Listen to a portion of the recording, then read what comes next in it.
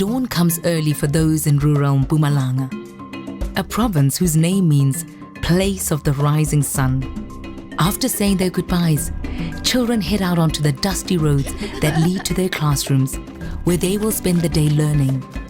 It might seem like any other primary school in South Africa, but what is happening here is groundbreaking. Children are learning English faster and better than in many other schools.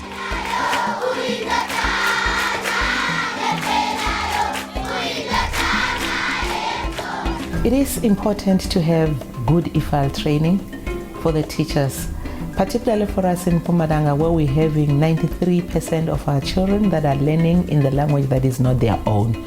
So in the foundation phase, the IFAL prepares them for that language of learning and teaching as they begin to learn in the intermediate phase. So it's critical that they have a solid foundation. Why is it so important? Learning to read is the most essential skill a child should gain in school. Reading in home language and in English is essential to learning in other subjects. If a child cannot read for understanding by the end of grade 3, they will most likely never catch up. Yeah, we have seen changes, the way in which learners are using English, as well as the way in which educators are using English. In the past, learners could not even read English documents, but now if you give them something that's written in English, they can read. It shows that they are getting used to this language. Remember, English is not spoken in their various homes, not even in the community. They only learn it in the school. So before the program was introduced, it was tough for them, but now because the program is in, they are getting used to the language and they are confident it's building up.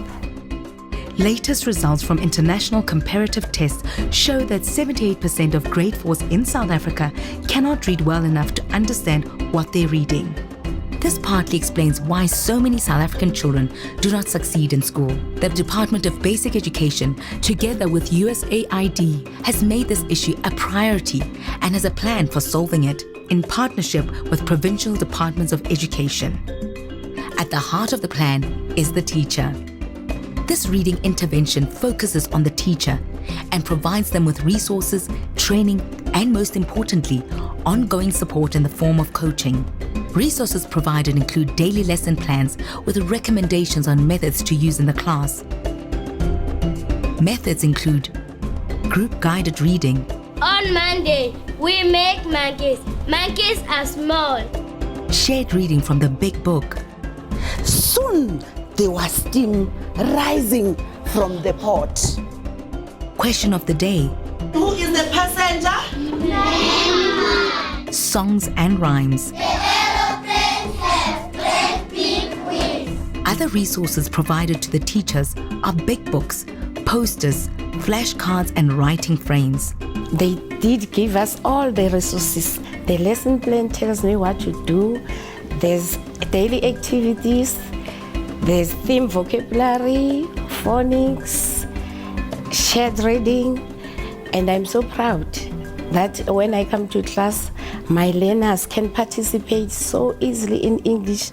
In the foundation phase, I see a vast change. The classrooms, now they are print rich. You can feel that you are in the classroom. Kids are learning there. It becomes easier for them because what they've learned, they always see in their walls, and the classrooms are conducive for teaching and learning. Teachers receive upfront training at the beginning of each term on how to use these lesson plans and resources. Beyond the resources and training, the key part of this intervention is the coaching. There are 2 types of coaching models used: on-site coaching and virtual coaching. On-site coaches travel to schools to support teachers in their classrooms once a month.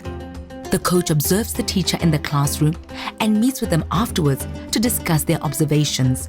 While the teacher is presenting the lesson, I observe, take notes, I let her continue rounding off with other subjects. I prefer sitting down with them during break and we discuss the lesson together. I focus on their strengths and not on the weaknesses. That's very important because I want to win their confidence. When teachers are introduced with something new, you train them, but when they go back, they sometimes feel very scared to go and implement whatever it is that you are introducing to them. So what coaching brings into the game is that they have a support system, someone who can come in and show them how to do it, someone who's going to be there for them, and whenever they make a mistake, they are not scared, or they don't go back to what they normally used to do. And the coach knows and understands the school's context, its strengths and its daily challenges, which help them offer the best possible support to the teacher.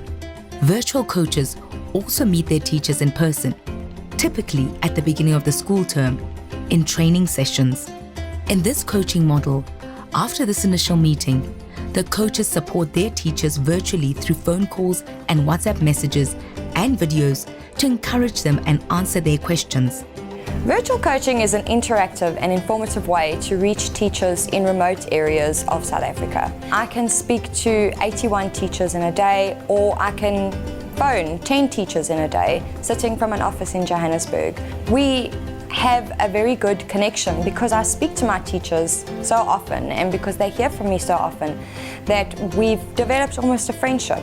So virtual coaching is a way of being a critical friend to the teachers and helping them to teach effectively in the classroom.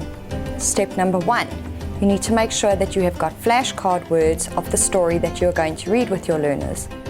Teachers receive their lesson plans and resources on tablets, including extra videos and sound clips to help with English pronunciation. Then I say, Term 3, listen. Week 5, Phonemic Awareness and Phonics. Before we started the project, we were using File to prepare our lessons, and it was a lot of work to write. And as myself as an HOD, I was supposed to check all the files of my teachers. But now, because of the tablet, the lessons are here. There is no more stress. Both forms of coaching help teachers use their training and resources effectively and help them stay motivated. Evidence has emerged that both forms of coaching produce remarkable learner results. In the first phase of the intervention in the Northwest Province, on-site coaches were used. After 2 years, their learners did 40% better compared to learners whose teachers did not receive the same kind of support. In Mpumalanga, the virtual coaching model is used, and evidence shows similar learner results than that of the on-site coaching model. This is very exciting because now any school in South Africa can adopt coaching and raise their learners' reading outcomes in foundation phase. This coaching intervention is adaptable and can be implemented in different contexts across the country. One on-site coach can work with up to 15 teachers, while a virtual coach can support up to 90 teachers.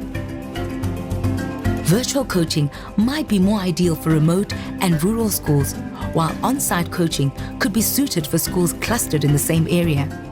I would advise all teachers to become part of EGRS program because there are so many changes that they will see. The learners will gain more vocabulary.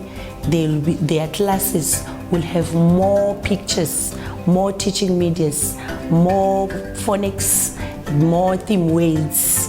They'll have the big books that we're struggling with.